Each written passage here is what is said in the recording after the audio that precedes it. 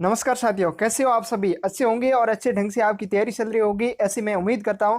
क्योंकि साथियों, अब आपकी राजवंश की जो हमारी सीरीज चल रही थी उसके अंतर्गत हम पार्ट 4 तक देख चुके थे। आज हमारा पार्ट नंबर क्या है? 5 हम लेके आए। और इसके अंतर्गत साथियों, अगर पिछले पार्ट आपने नहीं देखे हो तो वीडियो के डिस्क्रिप्शन में लिंक दिया हुआ है, वहां जाके आप देख सकते हो। और इसकी पीडीएफ आप डाउनलोड करने के लिए बोल रहे थे, तो आप टेलीग्राम ग्रुप को ज्वाइन करके वहां से डाउनलोड कर सकते हो। और टेलीग्राम का लिंक वीडियो के डिस्क्रिप्शन में दिया हुआ है, जिसका नाम है सरकारी यात्रा। और इसके साथ में ही हमारी वेबसाइट पर जाके वहां से भी डाउनलोड आप कर सकते हो। तो साथियों, आज की वीडियो की शुरुआत कोट से करते हैं।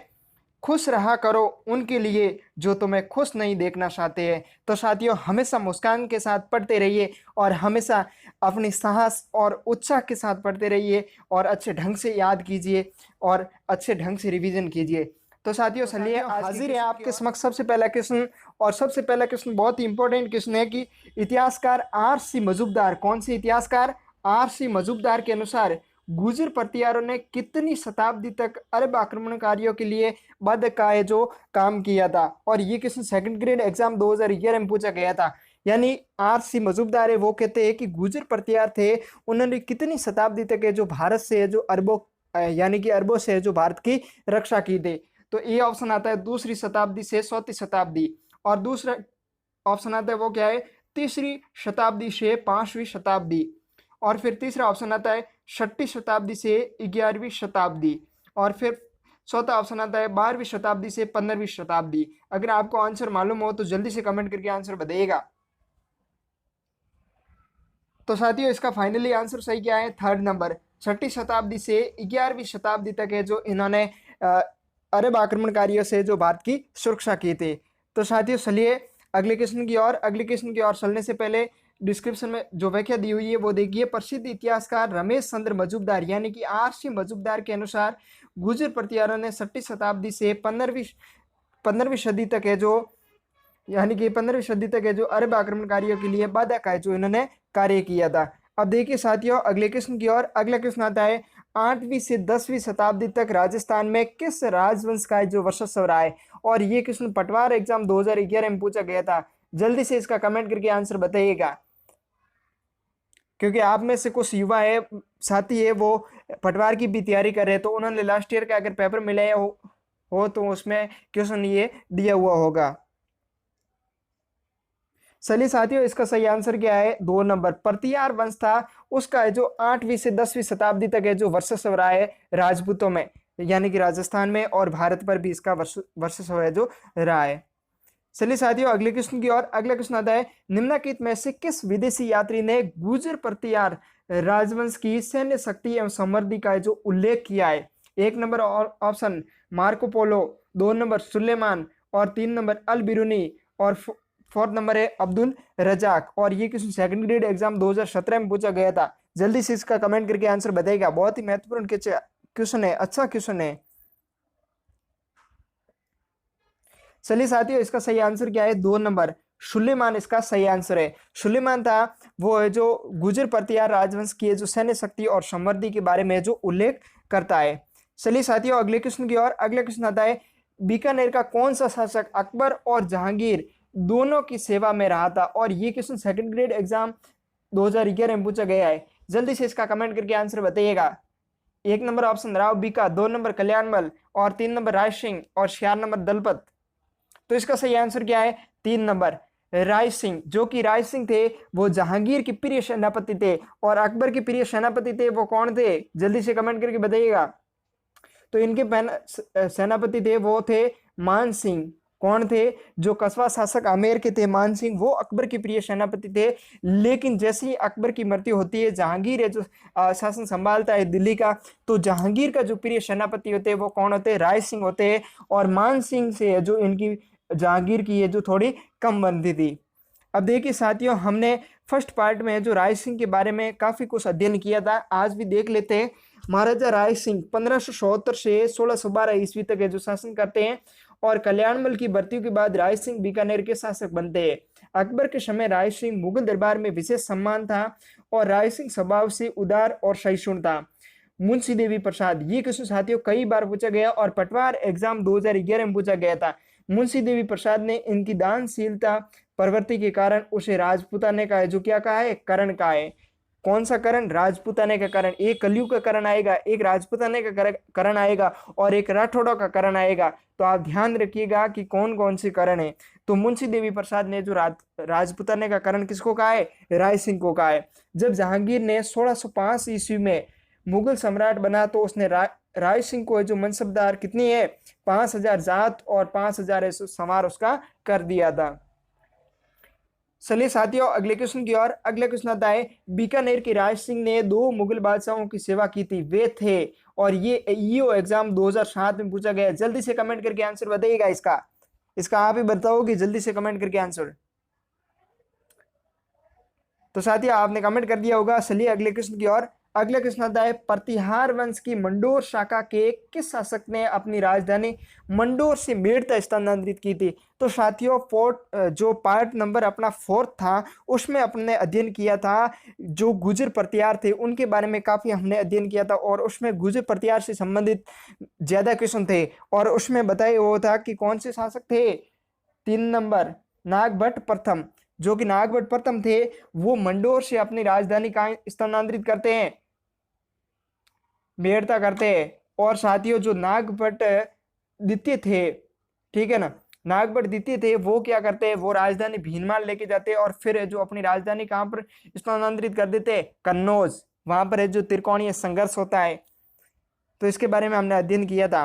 चलिए साथियों अगले क्वेश्चन की ओर। और अगर वो वीडियो आपने नहीं देखा हो तो वीडियो के डिस्क्रिप्शन में लिंक दिया हुआ है, वहां जाके आप देख सकते हो। अगला क्वेश्चन आता है, जयपुर के संस्थापक स्वाई जय सिंह के दरबार में विद्याधर था। अब ये पूछ रहे हैं कि विद्याधर किस श्रेणी के थे, वो ज्योतिष शास्त्री थे या खगोल शास्त्री थे या वास्तु शास्त्री थे या शिक्षा शास्त्री। और ये ग्राम सेवक एग्जाम 2008 में क्वेश्चन पूछा गया था। जल्दी से इसका कमेंट करके आंसर बताइएगा आप। और आप जानते होंगे ये जयपुर के क्या थे, वास्तु शास्त्री थे। जब जयपुर नगर की स्थापना की गई थी तो जयपुर की पूरी जो रूपरेखा है वो किसने बनाई थी, विद्याधर ने बनाई थी। चलिए साथियों अगले क्वेश्चन की ओर। अगला क्वेश्चन आता है, चित्तौड़ में विजय स्तंभ का निर्माण किसने करवाया है। और ये एसआई एग्जाम 2002, बीएसटीसी परीक्षा 2008 और आरपीएससी सेकंड ग्रेड एग्जाम 2011 में क्वेश्चन पूछा गया था, और ये इंपॉर्टेंट क्वेश्चन है। और आप राजस्थान की गवर्नमेंट की एग्जाम की तैयारी कर रहे हो तो इसका आंसर आपको मालूम होना चाहिए। जल्दी से कमेंट करके आंसर बताइएगा। तो इसका सही आंसर क्या है, 1 नंबर राणा कुंभा। चित्तौड़ में विजय स्तंभ का निर्माण किसने करवाया था, राणा कुंभा ने करवाया था। अब देखिए साथियों विजय स्तंभ के बारे में। विजय स्तंभ 122 फीट ऊंचे 9 मंजिला इस स्तंभ का निर्माण महाराणा कुंभा द्वारा मालवा सुल्तान महमूद खिलजी की पर जो विजय की थी, और उस विजय की स्मृति में जो इन्होंने इसका जो निर्माण करवाया था। इसको प्रशस्तियों में क्या कहा जाता है, कीर्ति स्तंभ कहा जाता है। और इस स्तंभ की 8वीं मंजिल पर अल्लाह शब्द जो खुदा हुआ है, इसका निर्माण कार्य जैता नापा पेमा पूंजा के निर्देशन में किया गया था। और कर्नल जेम्स टॉड ने इसे कुतुब मीनार से श्रेष्ठ इमारत माना है। अब देखिए राजस्थान में जो इमारतें हो या फिर इस प्रकार की भव्य कोई स्थापत्य कला की कोई इमारत हो, उस पर कर्नल जेम्स टॉड का जो कथन नहीं आए, ये बात हो नहीं सकती है। क्योंकि हर दुर्ग के बारे में जो स्थापत्य कला की दृष्टि से महत्वपूर्ण है, या फिर प्रमुख राजवंश है, या फिर प्रमुख शासक है, उनसे संबंधित कर्नल जेम्स टॉड का कथन आता है। क्योंकि कर्नल जेम्स टॉड है राजस्थान के इतिहास का इनको पिता कहा जाता है, और इन्होंने राजस्थान के इतिहास का वृहद स्तर पर अनुसंधान किया था। और फिर इन्होंने जो एंटिक्विटीज ऑफ राजपूताना, इन्होंने इतिहास पर पुस्तक लिखी थी राजपूताना के इतिहास पर, जिसको पश्चिमी राजपूताना इतिहास कहा जाता है। ठीक है, 1829 में इन्होंने प्रकाशित करवाई थी। फिर इनका सेकंड पार्ट है 1832 में प्रकाशित होता है। तो इसी संदर्भ में जो कर्नल जेम्स टॉड ने जो कुतुब मीनार से भी श्रेष्ठ इमारत किसे माना है, विजय स्तंभ को माना है। इसे भारतीय मूर्ति कला का विश्व कोश भी कहा जाता है। और ये राजस्थान पुलिस का क्या है, लोगो के अंदर है जो आपको मिलेगा। और माध्यमिक शिक्षा बोर्ड की जो लोगो है उसमें भी आपको है जो विजय स्तंभ का चित्र है जो मिलेगा। और ये क्वेश्चन पूछा गया है। चलिए साथियों अगले क्वेश्चन की ओर। अगला क्वेश्चन की ओर चलने से पहले मैं आपको बता दूं कि आप इस चीज का ध्यान रखिएगा कि पुलिस को लोगों में जो विजय स्तंभ का चिन्ह है, क्योंकि आप राजस्थान पुलिस के एग्जाम की भी इसमें से कुछ युवा तैयारी कर रहे हैं, तो वो भी ध्यान रखिएगा। चलिए साथियों अगले क्वेश्चन की ओर। अगला क्वेश्चन आता है, राजपूतों द्वारा मराठों के विरुद्ध हुरडा नामक स्थान पर एक सम्मेलन का आयोजन किया गया था। उक्त सम्मेलन का आयोजन किस वर्ष है जो किया गया था? और ये क्वेश्चन सेकंड ग्रेड एग्जाम 2011 में पूछा गया है। जल्दी से कमेंट करके आंसर बताइएगा।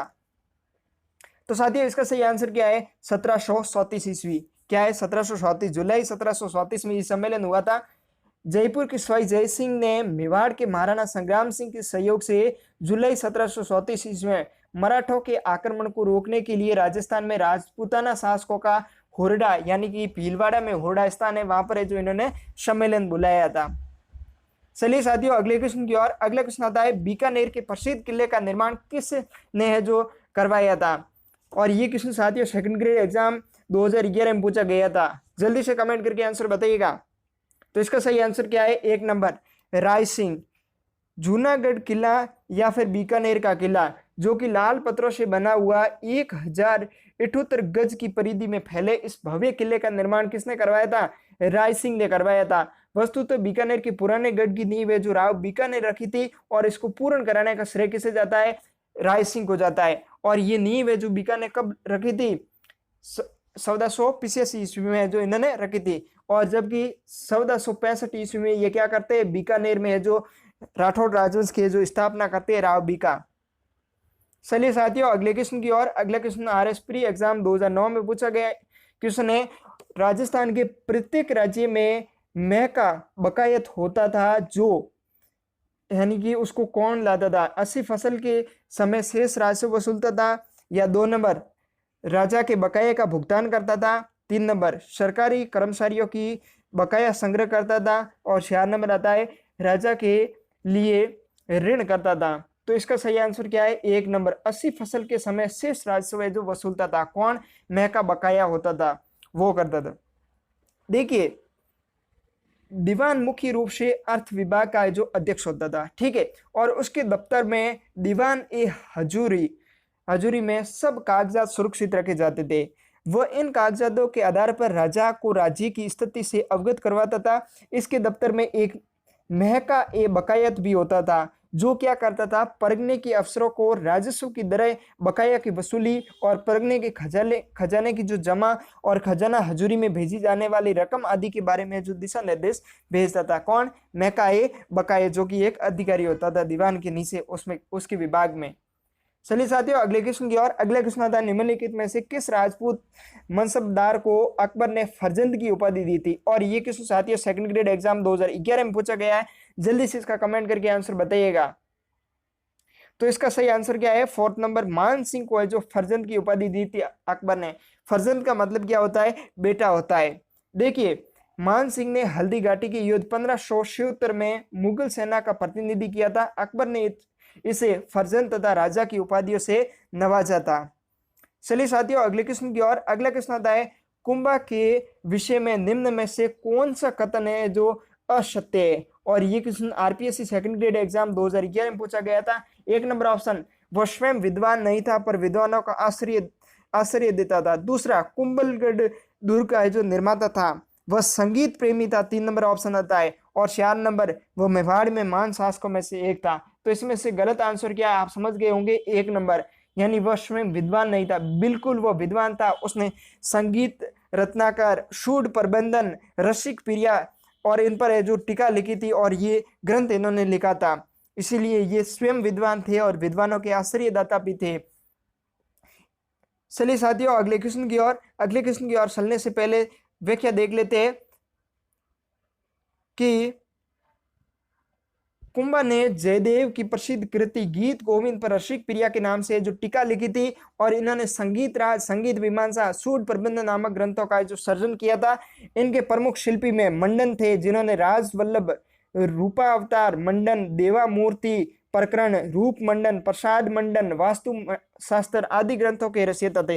साथियों एक बार क्वेश्चन पूछा गया था कि मंडन ने जो कौन सा ग्रंथ है जो नहीं लिखा था, उसमें एक ऑप्शन था वो था कलानिधि। और कलानिधि किसने लिखी थी? गोविंद ने लिखी थी। और ये गोविंद पुत्र किसका था? नाथा का जो पुत्र था, जिसने नाथा ने कौन सी लिखी थी? वास्तु मंजरी लिखी थी। और नाथा था वो मंडन का क्या था? भाई था। तो ये साथियों है जो इनका कनेक्शन है। देखिए उसके बाद में उदार हरिणी व द्वार दीपिका नामक ग्रंथों की रचना भी है जो इन्होंने की थी, किसने? गोविंद ने।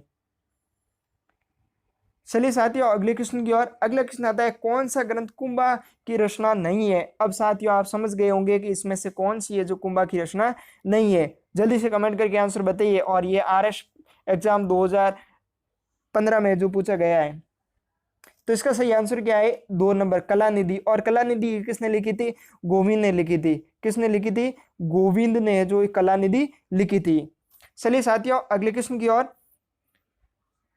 अगला क्वेश्चन आता है शिल्प शास्त्री मंडन द्वारा लिखित ग्रंथ कौन सा नहीं है? अब ये पूछ रहा है कि शिल्प शास्त्री जो मंडन थे उन्होंने जो कौन सा ग्रंथ है जो नहीं लिखा है। तो देखिए इसमें एक आता है प्रसाद मंडन, और दूसरा आता है रूप मंडन, और वास्तु मंडन, और फिर आता है कला मंडन।